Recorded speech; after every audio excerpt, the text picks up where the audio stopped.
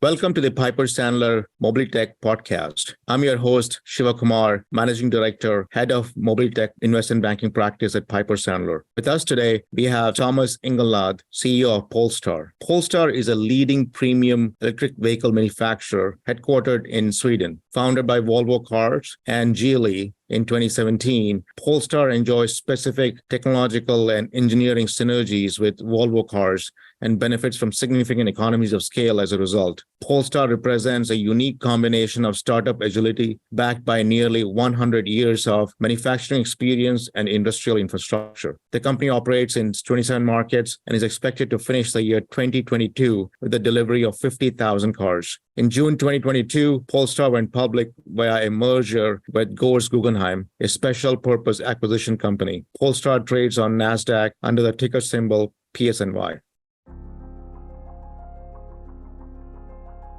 Hi, it's Thomas Ingenlath, CEO of Polestar.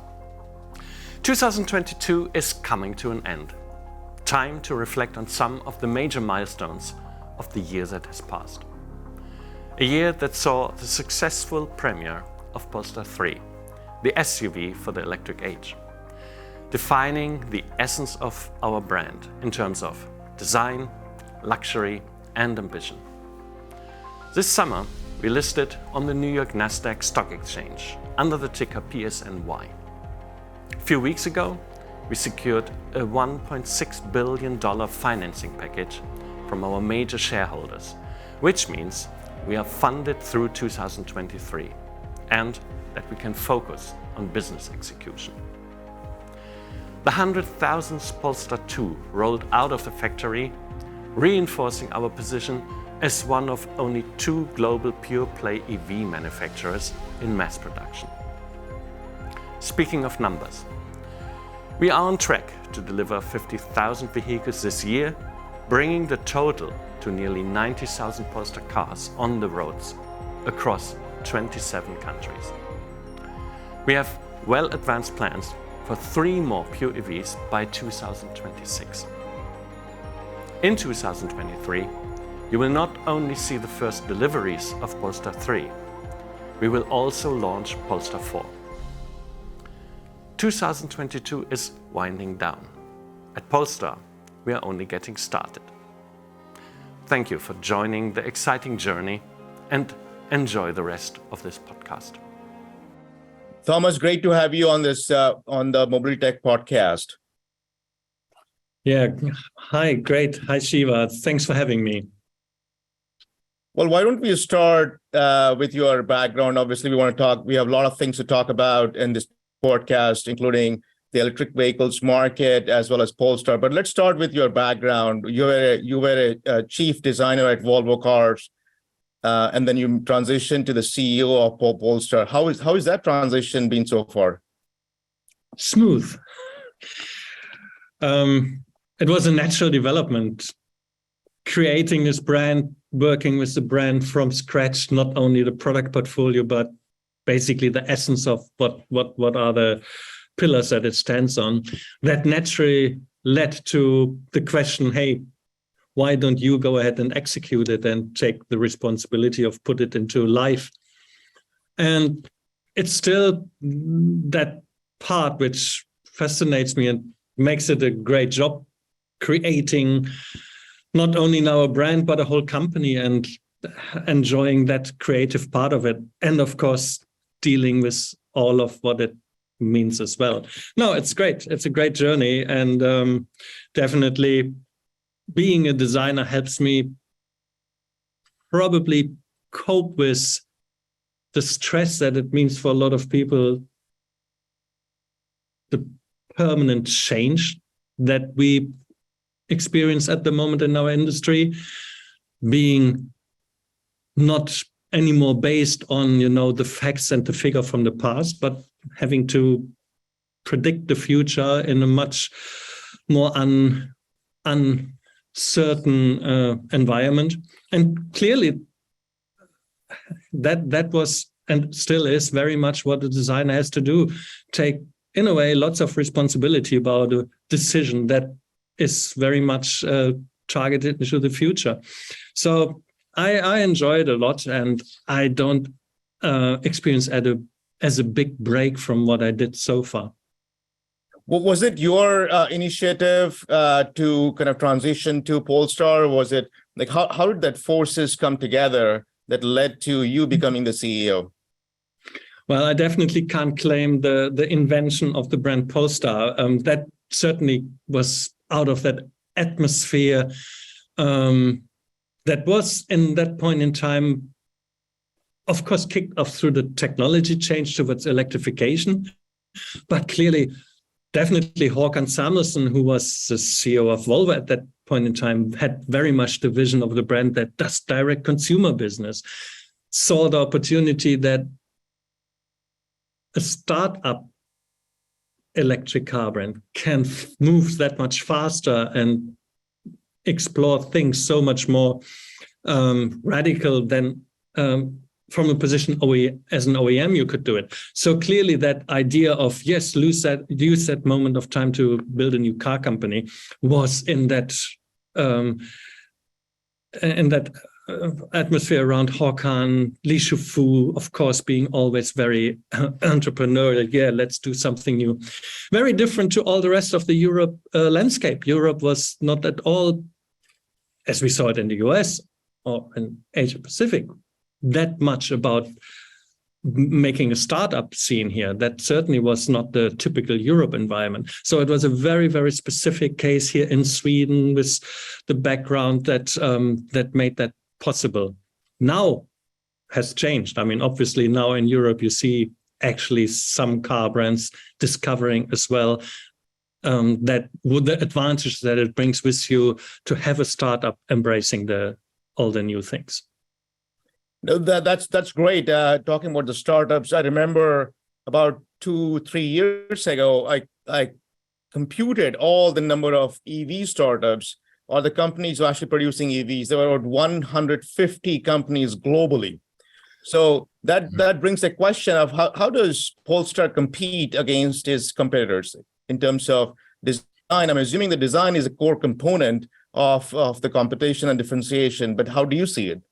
Well, there is indeed this incredible number on a printout, but when you see how many are there really in reality, actually in the market producing cars, I mean, whoop, then suddenly you have a handful of them. And if you then look into another filter where you say, okay, how much is that actually more than one market where these cars are available, then that number goes down, and it goes down radically. Now, Polestar is very differentiated in that respect that we're actually in 27 markets today already, globally delivering, not one region, but it is for us US, Canada, Europe, and Asia Pacific. So that, of course, is very different to basically each and every other startup around. And the numbers that we're producing, going for our target here, 50,000 this year, you will find not many startups that are doing that amount of cars. For that reason, you might question, are we at all a startup anymore? I mean, that certainly is the question. Having said that, we are definitely, compared to a traditional OEM, a startup, yes. So that's why I still feel comfortable with being counted in that group. That makes sense. In my mind, the pure play EV market, there are only two companies in my mind, or probably like a handful of companies, where Polestar is probably one of the leaders with, as you mentioned, 27 markets, 50,000 vehicles. When you think about the brand and the product in terms of the models that are being coming out from Polestar, and what is the customer, who are the customer segments? Can you talk about, from a price range perspective, who are the core customers you're targeting? That's a premium luxury segment. And definitely looking at the Polestar 2, we owe still an explanation to the market as long as you isolated look at the Polestar 2, because it's probably quite unusual to launch a brand with your base, with your entry model.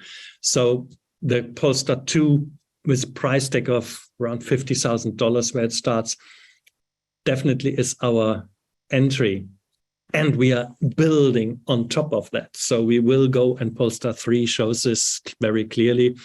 We will be going towards $100,000 border, even beyond.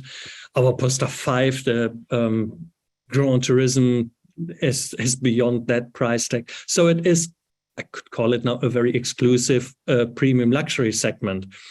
Exclusive compared to, the guys who are aiming for the million and beyond. I mean, there are enough. Look at Tesla, how they are, of course, now have completely different ambitions when it comes to production numbers. Absolutely, going Toyota, Volkswagen territory. Not at all our ambition.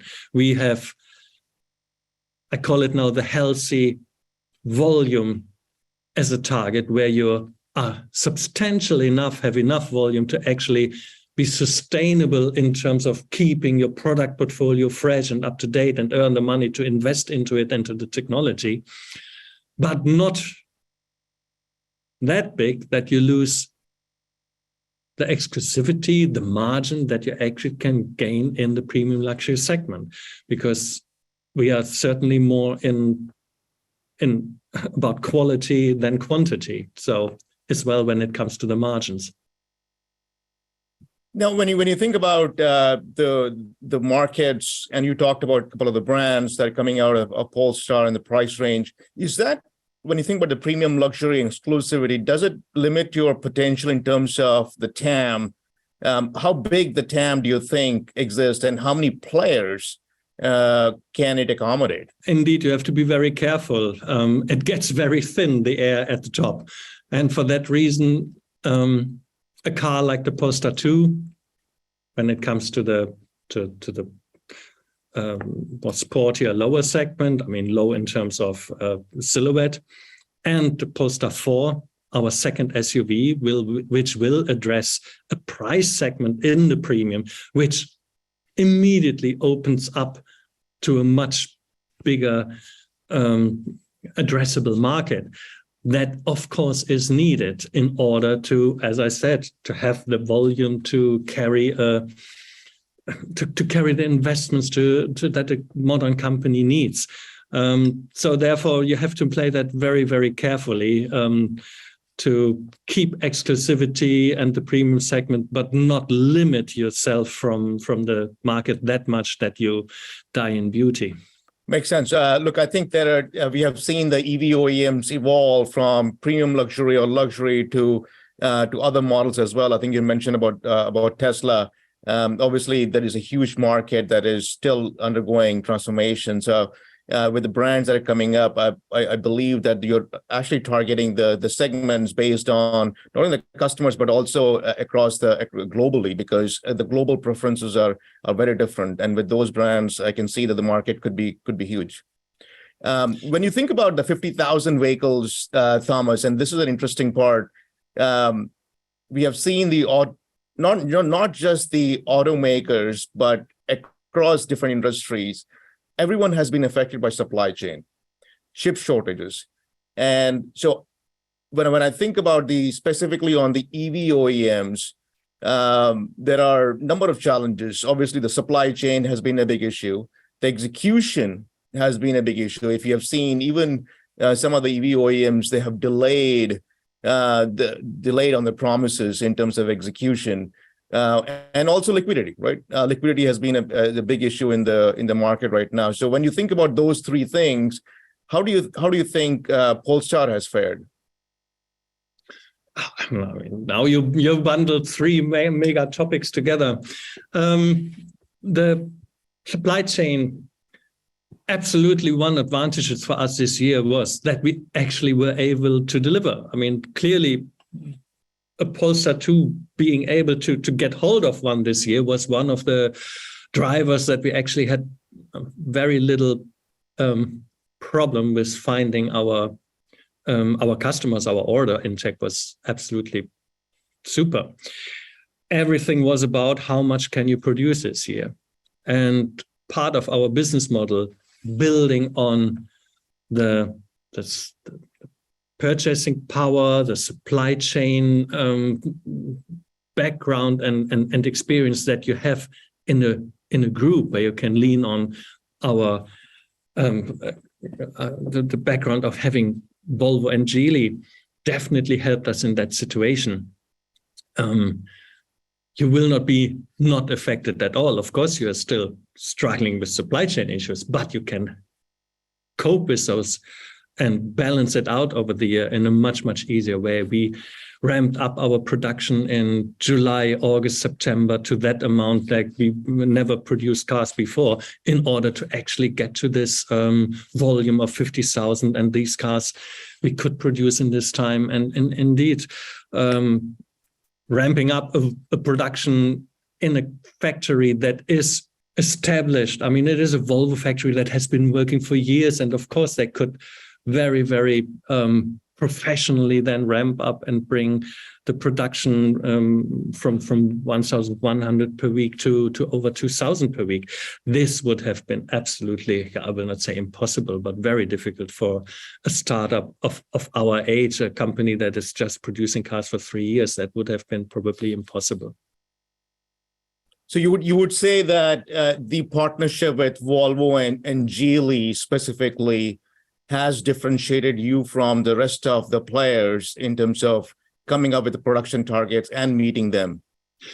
You see, Shiva, it's not only now because of in questions of supply chain context. It generally was one of the building blocks of our business model. We always said what differentiates us as a startup is that we have this asset-light model, and that meant production, go into the factories that exist, do contract manufacturing with this existing Volvo factories, do synergies when it comes to the procurement, have the critical amount of pieces that you buy in order to get the relevant prices, as well leverage the experience. I mean, clearly experience in bringing cars into production. All of that, of course, is something that we benefit from. We don't claim that we do everything ourselves. If we would do that, it would be much more expensive to build up what we are building here. It would be much more risky in terms of, can you actually get to it? How much quality do you get into it? And it would be definitely more expensive. I mean, the investment that you would have to make would be a complete different dimension. In order to get what we will do, have a product portfolio of 4 cars by 2025 up and running, have 27, and at that point in time, it will be more than 27 markets. I mean, all these things would be much more expensive, and we wouldn't get that fast to it. So I would imagine that the asset-light model is also sort of like de-risk from an execution perspective compared to some of the other EV OEMs that exist in the market. And I think that's probably, in my mind, is the differentiating aspect as you guys kind of like chart your journey. Let's talk about the government regulations. So obviously, in the U.S., Inflation Reduction Act has been a landmark proposal that is going to invest about $370 billion in domestic energy production, as well as the climate change program over the next 10 years. Obviously, Polestar being a global brand, but still headquartered in Sweden. How do you guys see IRA Act affecting you or helping you?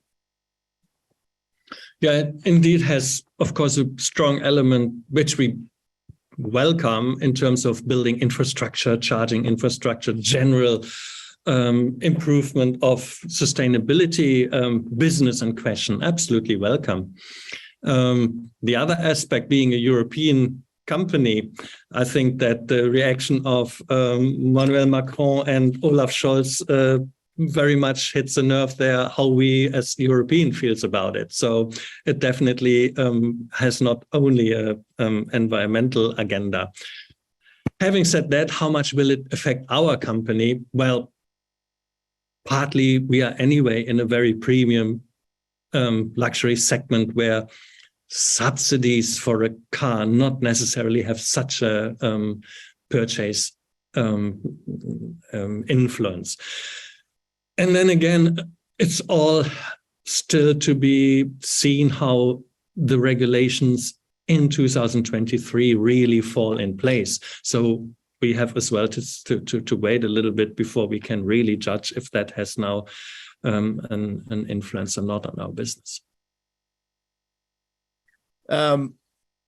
When you think about, obviously the government regulation is probably one of the most significant trends in the mobility space. What are the other key trends that you're seeing in the mobility space that you're excited about at Polestar? Yeah, one thing is that slowly we are getting out of the very early, and I could call it the naive days of electrification, because let's face it, the naivety that electrification per se is the solution for the CO2 problem that we have with our mobility certainly blocked us from seeing what is the next thing to do. Green energy supply, bringing the materials that we put into our cars to a low CO2 footprint. These are the questions that really matter. And the faster that we come to put the focus and attention to these problems and overcome the initial hurdle of trying to get the conviction that electrification is at all the technology to enable this. So that's the positive trend, that electrification, 2 years ago, I would still have to argue, is it at all the right technology? Thank God these days are over. So now we can shift that focus on the CO2 burden that we still have in our cars.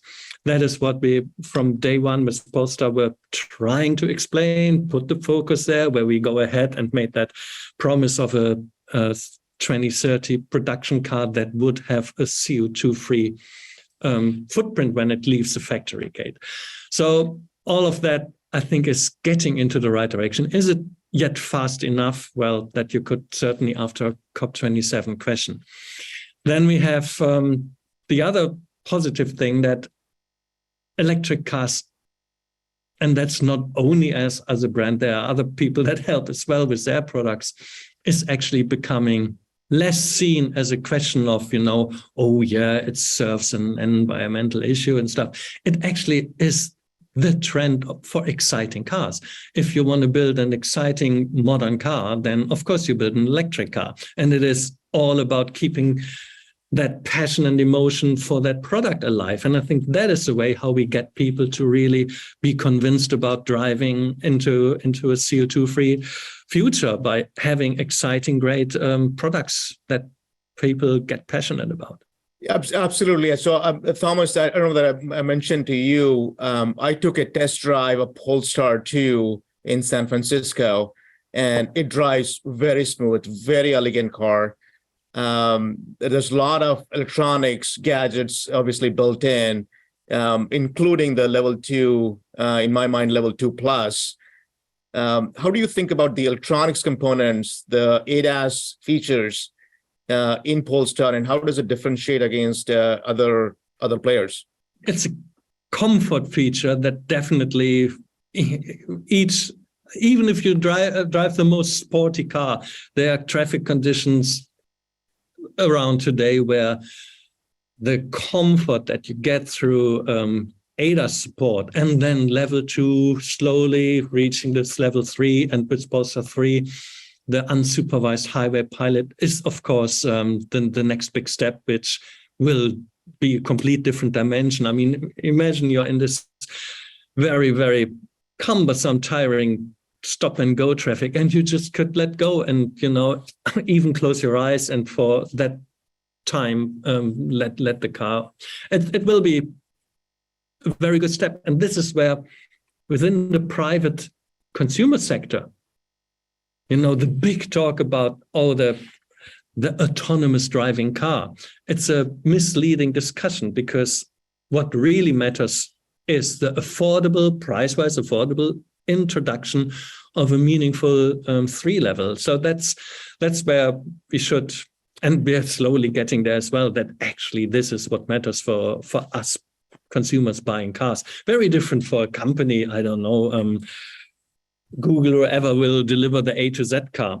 So this is where we will put all the focus. We will have a car actually that will enable through its redundant system to be used for an A to Z system, but it's not us supplying that. So our focus is clearly on this. We are a Swedish nature country here, and you know that naturally we take safety here very, very serious. So we would, of course, be always very, very careful in how we promote those ADAS features. And that is where we never, ever over-promise. We always rather talk about a support system and put high focus on how much you as a driver have still the responsibility. And that maybe undersells the qualities that our cars actually have today already in terms of piloting support. And that definitely, I mean, I use it frequently in the traffic to actually compensate for myself not being as attentive to the road as I probably should be. When you let's talk about the culture of the organization, because I think that is a glue that runs through the organization. I was before Piper Sandler, I was a CFO of a corporate software logistics company for 2.5 years.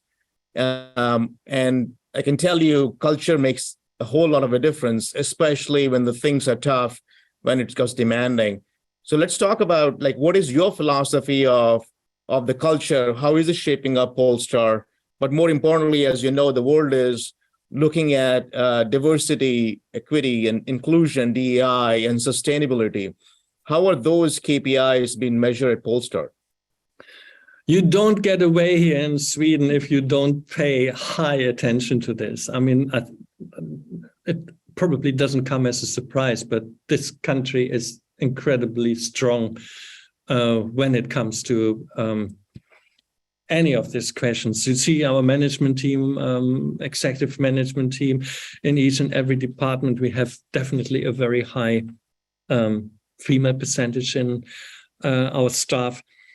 But as well, just nationality-wise, we all speak here what you might call English. I mean, it is a language that binds us here together, despite the fact that we, of course, live in Sweden, but you don't need to speak Swedish here. We are a very, very international and colorful crowd. And I would love to emphasize as well one thing. We don't cherish this hype around youth. I mean, just to be a young and trendy company, I mean, that would be for me absolutely wrong. We actually have as well very experienced people here.